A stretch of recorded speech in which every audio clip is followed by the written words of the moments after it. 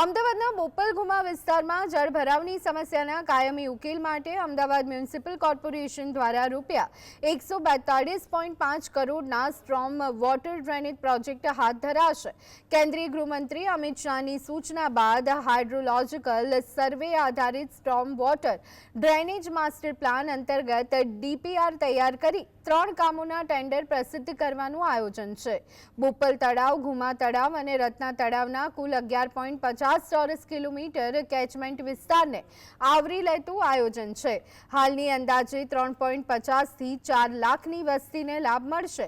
રત્ના tower ખાતે storm water pumping station તથા rising main થકી વરસાદી પાણીનો ઝડપી નિકાલ થશે।